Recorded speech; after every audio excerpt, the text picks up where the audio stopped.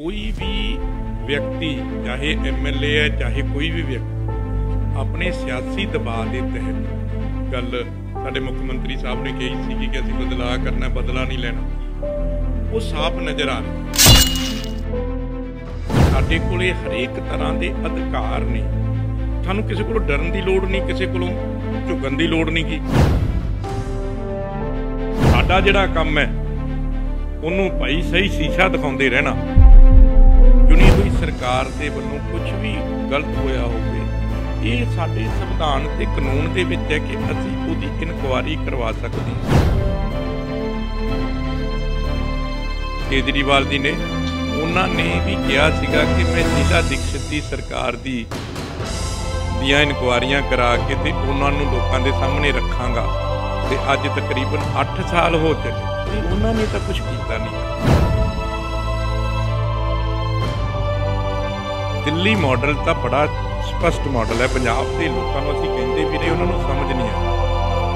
Delhi model तो बड़ा स्पष्ट है कि यदी टोपी उहदे सिर 301 तो उपर जिन्ने यूनिट होणगे उन्हां दा ही बिल लगूगा। पर अज तुसीं देख लो कि जिहड़ी केजरीवाल ने गल कही सी वो पूरी हो गई, लोकां नाल धोखा होया।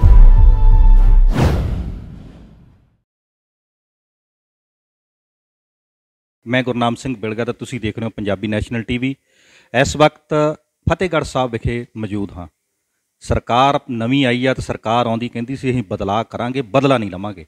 पर कुछ पिंडां दे सरपंच सानूं मिले ने, वो दस रहे ने कि वीडियो दफ्तरां दे विच सरकार पक्की तैर साडे नाल धक्केशाहियां कर रही ते साडे ते कोरम ते हमला करके प्रबंधक लाउण दीयां तैयारियां कीतियां जा रही। साडे नाल कुलजीत सिंह नागरा साबका विधायक फतेहगढ़ साहब मौजूद है, उन्हां नाल करदे हां गलबात कि वाਕਿया ही पिंडां विच कोई इदां दी गलबात है। नागरा साहब निੱਘਾ जी आए जी, सत श्री अकाल जी। तुहाडे पिंड एक जखवाली ते एक बागड़िया पिंड दे दो सरपंचां ने सानूं बयान दिता कि साडी जिहड़ी कोरम पूरा हुंदे होए भी साडी पंचायत नूं भंग करन लई जिहड़े हलका विधायक जां सत्ताधारी पार्टी आ वो अफसरां ते दबाव पा रहा है भी पंचायत भंग करके प्रबंधक लाए जाण। मेरे कोल भी उन्होंने इस गल के बारे दे विच पहुँच की सी और मैं उन्होंने पूछा सीगा भी तुहाडे कोरम पूरे ने, तो उन्होंने कहा कि साडे कोरम पूरे ने।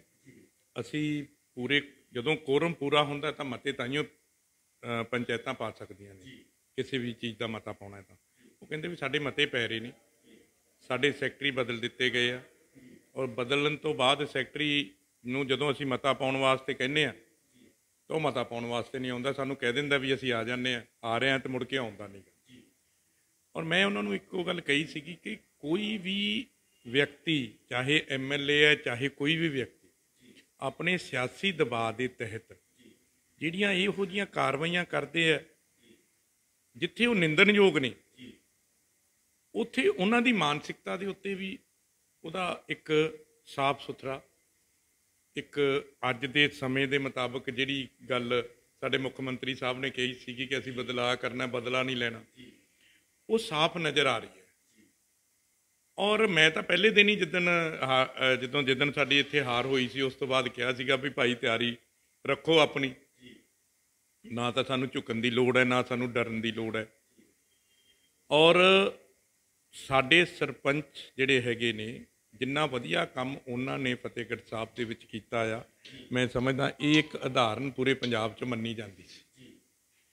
और अज साडे कोले हरेक तरह के अधिकार ने, सानूं किसी कोलों डरन की लोड़ नहीं, किसी कोलों झुकन की लोड़ नहीं की, क्योंकि जे साडा कोरम पूरा आ, पंचायती राज एक्ट जिहड़ा हैगा आ वो सानूं बहुत सारियां जिहड़ियां ने वो शक्तियां प्रदान करदा है।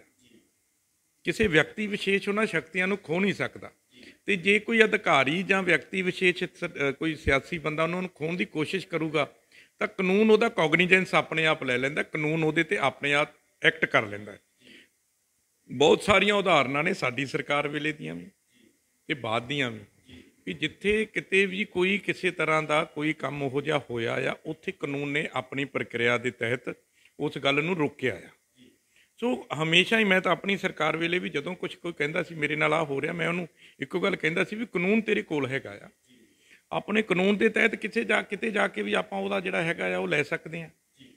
ਔਰ ਕਈ ਵਾਰੀ ਕੀ ਹੁੰਦਾ ਆ, ਕਿਉਂਕਿ ਜਿਹੜੇ ਸਾਡੇ ਪਿੰਡਾਂ ਦੇ ਸਰਪੰਚ ਨੇ ਉਹਨਾਂ ਨੂੰ ਕਈ ਵਾਰੀ ਇਹੋ ਜਿਹਾ ਸਾਈਕੋਲੋਜੀਕਲੀ ਇਫੈਕਟ ਦੇਣ ਦੀ ਕੋਸ਼ਿਸ਼ ਕੀਤੀ ਜਾਂਦੀ ਹੈ, ਦਿਮਾਗੀ ਤੌਰ 'ਤੇ ਉਹਨਾਂ ਨੂੰ ਪਰੇਸ਼ਾਨ ਕਰਨ ਦੀ ਕੋਸ਼ਿਸ਼ ਕੀਤੀ ਜਾਂਦੀ ਹੈ ਕਿ ਉਹ ਆਪਣੇ ਪਾੜੇ ਬਦਲ ਲੈਣ, ਉਹ ਆਪਣੇ ਸਿਆਸੀ ਤੌਰ 'ਤੇ ਜਿਹੜੇ ਪਿੰਡ ਨੇ ਉਹ ਬਦਲ ਲੈਣ ਔਰ ਉਹਨਾਂ ਦੀ ਜੀ ਹਜ਼ੂਰੀ ਕਰਨੀ ਸ਼ੁਰੂ ਕਰ ਦੇਣ। ਅਧਿਕਾਰੀਆਂ ਦੇ ਵਿੱਚ ਅਕਸਰ ਸਰਕਾਰ ਬੋਲਣ ਲੱਗ ਜਾਂਦੀ ਹੈ।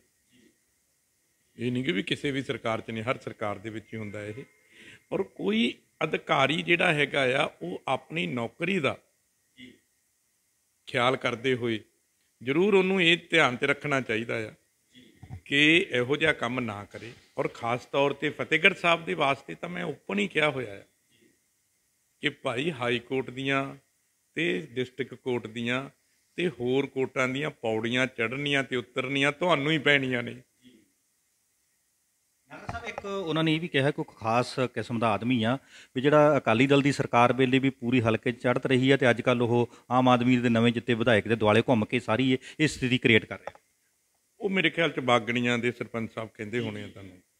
ਉਹ ਐਕਚੁਅਲੀ ਕੀ ਹੁੰਦਾ ਆ ਕਿ ਕੁਛ ਵਿਅਕਤੀ ਇਹੋ ਜਿਹੇ ਹੁੰਦੇ ਨੇ ਜਿਨ੍ਹਾਂ ਨੇ ਹਰ ਸਰਕਾਰ ਦੇ ਵਿੱਚ ਆਪਣਾ ਜਾ ਕੇ ਮੂਹਰੇ ਜਾ ਕੇ ਆਪਣੀ ਹੋਂਦ ਨੂੰ ਦਿਖਾਉਣਾ ਹੁੰਦਾ ਆ, ਆਪਣੇ ਕੁਛ ਗਲਤ ਕੰਮਾਂ ਨੂੰ ਛੁਪਾਉਣਾ ਹੁੰਦਾ ਆ। ਸਾਡੇ ਕੋਲ ਵੀ ਆਉਣ ਦੀ ਕੋਸ਼ਿਸ਼ ਕੀਤੀ ਉਹਨਾਂ ਨੇ ਸਾਡੇ 5 ਸਾਲਾਂ ਦੇ ਵਿੱਚ, ਪਰ ਉਹਨਾਂ ਨੂੰ ਅਸੀਂ ਇੱਕੋ ਗੱਲ ਕਹੀ ਸੀਗੀ ਕਿ ਜੋ ਸਹੀ ਹੈ ਸੋ ਸਹੀ ਰਹੂਗਾ, ਜੋ ਗਲਤ ਹੈ ਉਹ ਗਲਤ ਰਹੂਗਾ। ਸੋ ਇਸ ਕਰਕੇ ਉਹ ਵਿਅਕਤੀਆਂ ਨੇ ਅੱਜ ਹੋ ਸਕਦਾ ਕਿ ਜਿਹੜੀ ਮੌਜੂਦਾ ਸਰਕਾਰ ਦੇ ਵਿਧਾਇਕ ਦੇ ਆਲੇ ਦੁਆਲੇ ਵੀ ਆਪਣਾ ਛਾਪਾ ਪਾਇਆ ਹੋਵੇ। ਸੋ ਕੋਈ ਨਹੀਂ ਗੱਲ, ਇਹੋ ਜਿਹੇ ਬੰਦੇ ਸਮਾਜ ਦੇ ਵਿੱਚ ਤੁਰੇ ਫਿਰਦੇ ਨੇ। ਲੜਾਈ ਕਿਹੜੀ ਗੱਲ ਦੀ ਹੁੰਦੀ ਹੈ? ਜਦੋਂ ਵੀ ਤੁਸੀਂ ਜ਼ਿੰਦਗੀ ਦੇ ਵਿੱਚ ਕਿਸੇ ਵੀ ਤਰ੍ਹਾਂ ਦੀ ਵਧੀਕੀ ਦੇ ਖਿਲਾਫ ਲੜਨਾ ਆ, ਤੇ ਜੇ ਵਧੀਕੀ ਹੋਊਗੀ ਤੇ ਲੜੋਗੇ ਨਾ। ਔਰ ਤੁਹਾਡੇ ਅੰਦਰ ਲੜਾਈ ਦਾ ਤੰਤ ਵੀ ਉਦੋਂ ਹੀ ਪਤਾ ਲੱਗਦਾ ਜਦੋਂ ਤੁਹਾਡੇ ਤੇ ਕੋਈ ਕਿਸੇ ਤਰ੍ਹਾਂ ਦੀ ਕੋਈ ਚੀਜ਼ ਪੈਂਦੀ ਹੈ। ਅੱਜ ਕੁਲਜੀਤ ਸਿੰਘ ਨਾਗਰਾ ਤੁਹਾਡੇ ਕੋਲ ਫਤਿਹਗੜ੍ਹ ਸਾਹਿਬ ਬੈਠਾ ਆ, ਤੇ ਮੈਨੂੰ ਪਤਾ ਆ ਕਿ ਮੇਰੀ ਲੜਾਈ ਕੀ ਹੈ। ਮੈਨੂੰ ਪਤਾ ਆ ਕਿ ਮੌਜੂਦਾ ਵਿਧਾਇਕ ਜਿਹੜਾ ਹੈਗਾ ਆ ਉਹ ਮੇਰੇ ਵਾਸਤੇ ਕੀ ਕੁਛ ਸੋਚਦਾ ਤੇ ਕੀ ਕੁਛ ਕਰਨਾ ਚਾਹੁੰਦਾ। ਤੇ ਫਿਰ ਸਵਾਦ ਤਾਂ ਇਸੇ ਗੱਲ ਦਾ ਹੀ ਆ ਵੀ ਬੰਦਾ ਛਾਤੀ ਠੋਕ ਕੇ ਲੜੇ।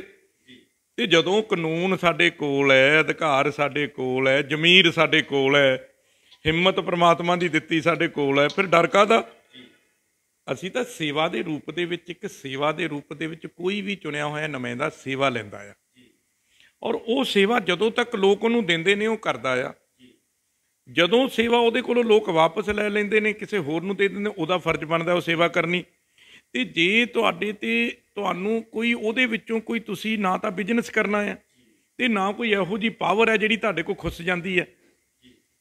ਮੈਂ ਤਾਂ ਇਹੋ ਜਿਹੀ ਚੀਜ਼ ਨੂੰ ਕਦੀ ਮਹਿਸੂਸ ਨਹੀਂ ਕੀਤਾ। ਅਸੀਂ ਤਾਂ ਯੂਨੀਵਰਸਿਟੀਆਂ 'ਚ, ਕਾਲਜਾਂ 'ਚ, ਹੋਰ ਯੂਥ ਦੇ ਵਿੱਚ, ਕਿਸਾਨੀ ਦੇ ਵਿੱਚ, ਹੋਰ 100 ਥਾਵਾਂ ਦੇ ਉੱਤੇ ਨੁਮਾਇੰਦਗੀ ਕਰਦੇ ਆਏ ਹਾਂ। ਜਦੋਂ ਸਾਨੂੰ ਨੁਮਾਇੰਦਗੀ ਮਿਲਦੀ ਸੀ ਡਟ ਕੇ ਕਰੀਦੀ ਸੀ। ਜਦੋਂ ਲੋਕ ਨੁਮਾਇੰਦਗੀ ਕਿਸੇ ਹੋਰ ਨੂੰ ਦੇ ਦਿੰਦੇ ਸੀਗੇ ਉਦੋਂ ਉਹਦੀਆਂ ਗਲਤ ਚੀਜ਼ਾਂ ਨੂੰ ਲੋਕਾਂ ਸਾਹਮਣੇ ਉਭਾਰੀ ਦਾ ਸੀਗਾ। ਇਹੀ ਸਾਡਾ ਫਰਜ਼ ਹੈ। ਤੇ ਜੇ ਫਰਕ ਤਾਂ ਉਹਨੂੰ ਪੈਂਦਾ ਆ ਜੇ ਕਿਸੇ ਨੇ ਕੋਈ ਬਿਜ਼ਨਸ ਕੀਤਾ ਹੋਵੇ ਤਾਂ ਉਹਨੂੰ ਪਤਾ ਲੱਗੇ ਵੀ ਹੁਣ ਤਾਂ ਮੇਰੇ ਤੋਂ ਯਾਰ ਜਿਹੜੇ ਮੇਰੇ ਪੈਸੇ ਕਮਾਉਂਦਾ ਸੀ ਉਹ ਖੁੱਸ ਗਏ, ਜਾਂ ਕੋਈ ਬਹੁਤ ਵੱਡੀ ਪਾਵਰ ਸੀਗੀ ਜਿਹਦੇ ਕਰਕੇ ਮੈਂ ਜਿਉਂਦਾ ਸੀਗਾ ਤੇ ਉਹ ਖੁੱਸ ਗਈ। ਇਹ ਤਾਂ ਸੇਵਾ ਸੀਗੀ, ਜਿੰਨੀ ਤੁਹਾਨੂੰ ਦਿੱਤੀ ਉਨੀ ਤੁਸੀਂ ਕਰ ਲਈ। ਉਸ ਤੋਂ ਬਾਅਦ ਜਿਹਨੂੰ ਹੁਣ ਮਿਲੀ ਆ ਉਹ ਕਰੂਗਾ। ਤੇ ਸਾਡਾ ਜਿਹੜਾ ਕੰਮ ਹੈ ਉਹਨੂੰ ਭਾਈ ਸਹੀ ਸ਼ੀਸ਼ਾ ਦਿਖਾਉਂਦੇ ਰਹਿਣਾ। ਦੇਖੋ ਕਈ ਵਾਰੀ ਬੰਦਾ ਤਾਕਤ ਦੇ ਨਸ਼ੇ ਦੇ ਵਿੱਚ ਬੜਾ ਕੁਛ ਉਹ ਹੋ ਜਾਂਦਾ, ਉਹਨੂੰ ਕਾਨੂੰਨ ਦਾ ਸ਼ੀਸ਼ਾ ਦਿਖਾਉਂਦੇ ਰਹਿਣਾ ਵੀ ਸਾਡਾ ਫਰਜ਼ ਹੈ। ਉਸ ਫਰਜ਼ ਦੀ ਪੂਰਤੀ ਅਸੀਂ ਕਰਦੇ ਰਹਾਂਗੇ ਔਰ 20 ਤਰੀਕ ਤੋਂ ਬਾਅਦ ਉਸ ਫਰਜ਼ ਦੀ ਪੂਰਤੀ ਅਸੀਂ ਕਰਾਂਗੇ। ਅਜੇ ਤਾਂ 1.25 ਮਹੀਨਾ ਅਸੀਂ ਆਪਣੇ ਨਵੇਂ ਬਣੇ ਵਿਧਾਇਕ ਨੂੰ ਤੇ ਸਰਕਾਰ ਨੂੰ, ਉਹ ਜਿਵੇਂ ਨਵੀਂ ਵਿਆਹੀ ਨੂੰਹ ਨੂੰ ਚੌਂਕੇ ਚੜਾਈਦਾ ਨਾ, ਅਸੀਂ ਚੌਂਕੇ ਚੜਾ ਰਹੇ ਹਾਂ। ਅੱਛਾ ਨਾਗਰਾ ਸਾਹਿਬ, ਦੇਖੋ ਤੁਸੀਂ ਜਦੋਂ ਖੇਤੀ ਅੰਦੋਲਨਾਂ ਦੀ ਵੀ ਗੱਲ ਹੁੰਦੀ ਆ, ਤੁਸੀਂ ਪਹਿਲੇ ਉਹ ਵਿਅਕਤੀ ਸੀ ਜਿਨ੍ਹਾਂ ਨੇ ਅਸਤੀਫਾ ਵੀ ਪਾਰਟੀ ਨੂੰ ਦਿੱਤਾ। ਅੰਦੋਲਨ ਵਿੱਚ ਵੀ ਤੁਸੀਂ ਗਏ, ਤੁਹਾਡਾ ਕਦੀ ਉੱਥੇ ਵਿਰੋਧ ਵੀ ਨਹੀਂ ਸੀ ਹੋਇਆ। ਤੁਸੀਂ ਕਹਿੰਦੇ ਵੀ ਰਾਜਨੀਤੀ ਕਮਾਈ ਦਾ ਕੋਈ ਸਾਧਨ ਨਹੀਂ, ਇਹ ਸੇਵਾ ਦਾ ਸਾਧਨ ਆ। ਪਰ ਭਗਵੰਤ ਸਿੰਘ ਮਾਨ ਮੁੱਖ ਮੰਤਰੀ ਪੰਜਾਬ ਵੱਲੋਂ ਬਿਆਨ ਆਇਆ ਵੀ ਪਿਛਲੀਆਂ 2 ਸਰਕਾਰਾਂ, ਚਾਹੇ ਅਕਾਲੀ ਦਲ ਦੀ ਚਾਹੇ ਕਾਂਗਰਸ ਦੀ, ਵੀ ਜਿਹੜਾ 3 ਲੱਖ ਕਰੋੜ ਦੇ ਨੇੜੇ ਤੇੜੇ ਦਾ ਕਰਜ਼ਾ ਚੜ੍ਹਿਆ ਆ ਉਹ ਅਸੀਂ ਇਨਕੁਆਇਰੀ ਕਰਾਵਾਂਗੇ ਕਿਵੇਂ ਚੜ੍ਹਿਆ, ਤੇ ਜੇ ਇੱਦਾਂ ਦੀ ਸਾਨੂੰ ਕੋਈ ਗੱਲ ਸਾਹਮਣੇ ਆਈ ਤਾਂ ਅਸੀਂ ਦੋਨਾਂ ਪਾਰਟੀਆਂ ਦੇ ਨੁਮਾਇੰਦਿਆਂ ਕੋਲੋਂ ਇਹ ਵਸੂਲੀ ਕਰਾਂਗੇ। ਨਹੀਂ, ਬਿਲਕੁਲ ਇਹ ਜਿਹੜੀ ਕਿਸੇ ਵੀ ਤਰ੍ਹਾਂ ਦਾ ਕੋਈ ਵੀ ਲੋਕਾਂ ਦੇ ਵੱਲੋਂ, ਲੋਕਾਂ ਦੇ ਦੁਆਰਾ ਚੁਣੀ ਹੋਈ ਸਰਕਾਰ ਦੇ ਵੱਲੋਂ ਕੁਛ ਵੀ ਗਲਤ ਹੋਇਆ ਹੋਵੇ, ਇਹ ਸਾਡੇ ਸੰਵਿਧਾਨ ਤੇ ਕਾਨੂੰਨ ਦੇ ਵਿੱਚ ਹੈ ਕਿ ਅਸੀਂ ਉਹਦੀ ਇਨਕੁਆਇਰੀ ਕਰਵਾ ਸਕਦੇ ਹਾਂ ਔਰ ਉਹਦੇ ਤੇ ਆਪਣੀ ਕਾਰਵਾਈ ਕਰ ਸਕਦੇ ਹਾਂ। ਇਹਦੇ 'ਚ ਕਹਿਣ ਦੀ ਤਾਂ ਗੱਲ ਕੋਈ ਨਹੀਂ।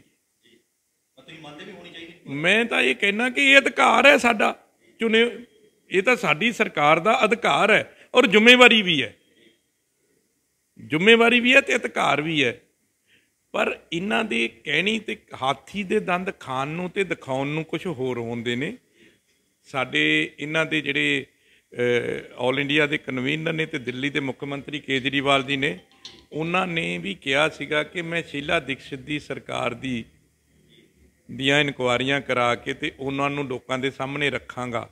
ਤੇ ਅੱਜ ਤਕਰੀਬਨ 8 ਸਾਲ ਹੋ ਚੱਲੇ, 8 ਸਾਲ ਹੋ ਗਏ ਨੇ ਤੇ ਉਹਨਾਂ ਨੇ ਤਾਂ ਕੁਝ ਕੀਤਾ ਨਹੀਂ ਗਾ। ਸਰਦਾਰ ਭਗਵੰਤ ਸਿੰਘ ਮਾਨ, ਮੈਂ ਅਜੇ 40 ਦਿਨ ਪੂਰੇ ਨਹੀਂ ਹੋਏ, ਮੈਂ ਦੱਸੂਗਾ ਭਗਵੰਤ ਸਿੰਘ ਮਾਨ ਜੀ ਦੇ ਜਿਹੜੇ ਉਹ ਕਹਿੰਦੇ ਸੀ ਬੜੇ ਵੱਡੇ ਵੱਡੇ ਕੰਮ ਕਰਤੇ। ਮੈਂ ਇੱਕ ਸਵਾਲ ਤੁਹਾਡਾ ਹੋਰ ਲੈ ਲੈਣਾ ਚਾਹੀਦਾ, ਵੱਡੇ ਵੱਡੇ ਕੰਮ ਹੋਏ ਕਿਹੜੇ ਹੈ, ਧਰਾਤਲ ਤੇ ਕਿਹੜੇ ਕੰਮ ਹੋਏ ਨੇ? ਸਿਰਫ ਐਲਾਨਨਾਮਿਆਂ ਦੇ ਨਾਲ ਕੰਮ ਨਹੀਂ ਹੋ ਜਾਂਦੇ ਹੈਗੇ। ਅਜੇ ਵੀ ਆ ਜਿਹੜਾ ਐਲਾਨਨਾਮਾ 300 ਯੂਨਿਟ ਦਾ ਕੀਤਾ ਆ, 1 ਜੁਲਾਈ ਤੋਂ ਲਾਗੂ ਹੋਣਾ ਆ ਤੇ 1 ਜੁਲਾਈ ਦੇ ਵਿੱਚ ਅਜੇ ਕਿੰਨੇ ਮਹੀਨੇ ਪਏ ਨੇ? ਅਸਲੀ ਤਾਂ ਲੋਕਾਂ ਨੂੰ ਲੋੜ ਹੈਗੀ ਹੈ ਅਪ੍ਰੈਲ, ਮਈ, ਜੂਨ, ਜਿਹਦੇ ਵਿੱਚ ਸਭ ਤੋਂ ਜ਼ਿਆਦਾ ਬਿਜਲੀ ਦੀ ਖਪਤ ਹੋਣੀ ਹੈ ਤੇ ਲੋੜ ਤਾਂ ਉੱਥੇ ਆ ਲੋਕਾਂ ਨੂੰ। ਉਹਨਾਂ ਦਾ ਕੰਜ਼ਿਊਮਰ ਤਾਂ ਇਹਨਾਂ ਤੋਂ 2.5 ਮਹੀਨਿਆਂ 'ਚ ਨਿਕਲਣਾ, ਉਹਦੇ 'ਚ ਜੁਲਾਈ ਤੱਕ ਆਉਂਦਿਆਂ ਪਤਾ ਨਹੀਂ ਕਿਹੜੇ ਕੀ ਕੁਛ ਹੋ ਜਾਣਾ ਆ, ਪਤਾ ਨਹੀਂ ਇਹਨਾਂ ਨੇ ਕਿਸ ਤਰ੍ਹਾਂ ਦੀ ਕੀ ਗੱਲ ਹੋਣੀ ਹੈ। ਔਰ ਅਜੇ ਤੱਕ ਨੋਟੀਫਿਕੇਸ਼ਨ ਨਹੀਂ, ਇਸ ਘੜੀ ਤੱਕ ਅਜੇ ਤੱਕ ਨੋਟੀਫਿਕੇਸ਼ਨ ਨਹੀਂ ਆਈ, ਐਲਾਨ ਹੀ ਹੋਇਆ, ਮੈਨੂੰ ਨਹੀਂ ਮਿਲੀ ਹੈਗੀ। ਮੈਂ ਵਾਰ-ਵਾਰ ਦੇਖ ਰਿਹਾ ਆ ਵੀ ਕਿਤੇ ਨੋਟੀਫਿਕੇਸ਼ਨ ਸਰਕਾਰ ਦੀ ਆ ਜਾਵੇ ਤੇ ਪੜ੍ਹੀਏ ਤਾਂ ਸਹੀ ਉਹਦੇ 'ਚ ਅਸਲੀਅਤ ਕੀ ਹੈ। ਨੋਟੀਫਿਕੇਸ਼ਨ ਤਾਂ ਥੋੜ੍ਹੇ ਦਿਨਾਂ 'ਚ ਆਜੂ, ਪਤਾ ਲੱਗ ਜਾਊਗਾ। ਪਰ ਲੋਕਾਂ ਦੇ ਵਿੱਚ ਇੱਕ ਗੱਲ ਜਾ ਰਹੀ ਆ ਕਿ ਹਰ ਵਰਗ ਦੀ ਵੋਟ ਲੈ ਕੇ ਸਰਕਾਰ ਬਣੀ ਆ ਤੇ ਜਨਰਲ ਵਰਗ ਨੂੰ ਜਿਹੜਾ ਐਲਾਨ ਆਇਆ ਉਹਨਾਂ ਦਾ, ਉਹਦੇ ਵਿੱਚ ਵੀ 600 ਯੂਨਿਟ ਤੋਂ 1 ਯੂਨਿਟ ਵੀ ਉੱਪਰ ਆ ਗਿਆ ਤੇ ਪੂਰੇ 600 ਯੂਨਿਟ ਦੇ ਜਿਹੜੇ ਪੈਸੇ ਵਸੂਲੇ ਜਾਣਗੇ। ਇਹਨੂੰ ਕਿੱਦਾਂ ਦੇਖਦੇ? ਦੇਖੋ ਬਿਲਗਾ ਜੀ, ਜਿਹੜਾ ਤਾਂ ਦਿੱਲੀ ਮਾਡਲ ਹੈ, ਦਿੱਲੀ ਮਾਡਲ ਤਾਂ ਬੜਾ ਸਪਸ਼ਟ ਮਾਡਲ ਹੈ। ਪੰਜਾਬ ਦੇ ਲੋਕਾਂ ਨੂੰ ਅਸੀਂ ਕਹਿੰਦੇ ਵੀ ਰਹੇ, ਉਹਨਾਂ ਨੂੰ ਸਮਝ ਨਹੀਂ ਆਇਆ। ਦਿੱਲੀ ਮਾਡਲ ਤਾਂ ਬੜਾ ਸਪਸ਼ਟ ਹੈ ਕਿ ਇਹਦੀ ਟੋਪੀ ਉਹਦੇ ਸਿਰ, ਤੁਹਾਡੀ ਜੇਬ 'ਚੋਂ ਕੱਢ ਕੇ ਇਹਨਾਂ ਦੀ ਜੇਬ 'ਚ ਪਾ ਦੇਣਾ, ਫਿਰ ਇਹਨਾਂ ਦੀ ਜੇਬ 'ਚੋਂ ਕੱਢ ਕੇ ਮੇਰੀ ਜੇਬ 'ਚ ਪਾ ਦੇਣਾ। ਕੁਛ ਵੀ ਨਹੀਂ ਕੀਤਾ ਸਰਕਾਰ ਨੇ। ਸਿਰਫ 2000 ਕਰੋੜ ਰੁਪਏ ਤੱਕ ਦੀ ਸਬਸਿਡੀ ਪੂਰੀ ਦਿੱਲੀ 'ਚ ਨਹੀਂ ਜਾਂਦੀ ਹੈਗੀ।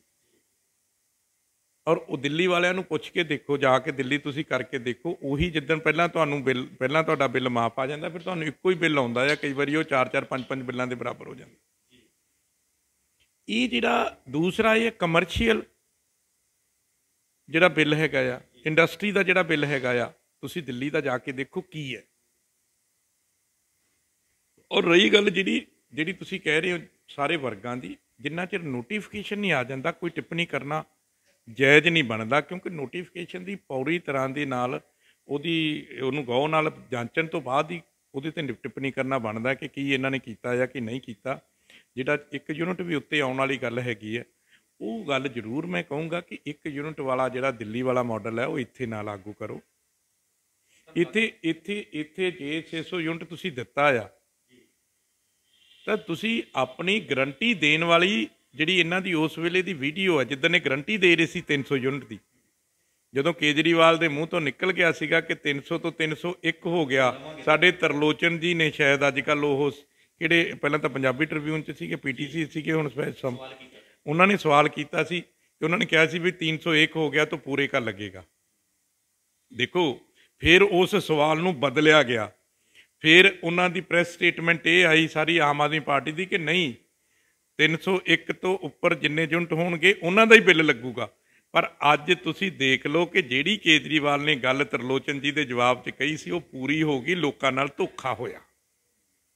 ਮੈਂ ਤਾਂ ਤੱਥ ਦੇ ਆਧਾਰ 'ਤੇ ਗੱਲ ਕਰਦਾ ਹਾਂ, ਮੈਂ ਕੋਈ ਗੱਲ ਆਪਣੇ ਕੋਲੋਂ ਨਹੀਂ ਕਰਨੀ। ਮੈਂ ਤਾਂ ਇਹਨਾਂ ਦੀ ਕੀਤੀ ਹੋਈ ਗੱਲ 'ਤੇ ਹੀ ਗੱਲ ਕਰਨੀ ਹੈ ਕਿ ਕੇਜਰੀਵਾਲ ਸਾਹਿਬ ਨੇ ਜੋ ਕਿਹਾ ਸੀ ਉਹ ਕਰਕੇ ਦਿਖਾਤਾ।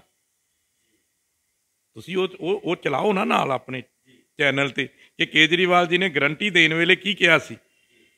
ਉਹ ਜੋ ਕਿਹਾ ਸੀਗਾ ਉਹਨਾਂ ਨੇ ਕਰਕੇ ਦਿਖਾਤਾ। ਹੁਣ ਪੰਜਾਬ ਦੇ ਲੋਕ ਉਹਦੇ ਵਾਸਤੇ ਕਿਉਂ ਐਵੇਂ ਬਿਨਾਂ ਮਤਲਬ ਤੋਂ ਕਹੀ ਜਾਂਦੇ ਨੇ? ਉਹਨਾਂ ਨੇ ਤਾਂ ਉਸੇ ਵੇਲੇ ਹੀ ਕਹਿਤਾ ਸੀ ਸੱਚਾਈ। ਤਾਂ ਤਰਲੋਚਨ ਜੀ ਨੇ ਸੱਚਾਈ ਮੂੰਹ 'ਚੋਂ ਕਢਾ ਲਈ ਸੀ। ਉਹ ਤਾਂ ਜਿਹੜੀ ਲੇਪਾ ਪੋਚੀ ਹੋਈ ਸੀਗੀ, ਲੇਪਾ ਪੋਚੀ ਦੇ ਉਹਦੇ ਥੱਲੇ ਆ ਗਏ ਪੰਜਾਬ ਦੇ ਲੋਕ। ਨਾਗਰਾ ਸਾਹਿਬ ਸਾਨੂੰ ਸਮਾਂ ਦਿੱਤਾ, ਧੰਨਵਾਦ। ਮਿਹਰਬਾਨੀ ਜੀ, ਮਿਹਰਬਾਨੀ।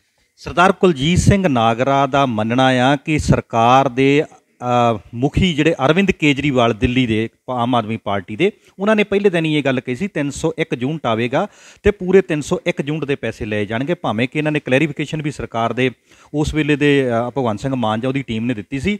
ਪਰ ਜੇਕਰ ਨੋਟੀਫਿਕੇਸ਼ਨ ਹੋਣ ਤੋਂ ਬਾਅਦ ਜਨਰਲ ਵਰਗ ਤੋਂ ਪੂਰੇ 600 ਦੇ ਪਲੱਸ ਕਰਕੇ ਯੂਨਿਟਾਂ ਦੇ ਪੈਸੇ ਲਏ ਜਾਂਦੇ ਆ ਤੇ ਪੰਜਾਬ ਦੇ ਲੋਕਾਂ ਨਾਲ ਉਹਨਾਂ ਦਾ ਮੰਨਣਾ ਕਿ ਇਹ ਧੋਖਾ ਹੋਵੇਗਾ। ਦੇਖਦੇ ਹਾਂ ਪੰਜਾਬ ਦੇ ਵਿੱਚ ਹੁਣ ਆਉਣ ਵਾਲੇ ਸਮੇਂ ਦੇ ਵਿੱਚ ਬਦਲਾਓ ਦੀ ਨੀਤੀ ਚੱਲਦੀ ਆ ਕਿ ਬਦਲੇ ਦੀ ਨੀਤੀ ਚੱਲਦੀ ਆ। ਦੇਖਦੇ ਆਉਣ ਵਾਲਾ ਸਮਾਂ ਕਿਵੇਂ ਦਾ ਹੋਵੇਗਾ। ਜੁੜੇ ਰਹੋ ਪੰਜਾਬੀ ਨੈਸ਼ਨਲ ਟੀਵੀ ਦੇ ਨਾਲ। ਗੁਰਨਾਮ ਸਿੰਘ ਬਿਲਗਾ, ਫਤਿਹਗੜ੍ਹ ਸਾਹਿਬ ਤੋਂ।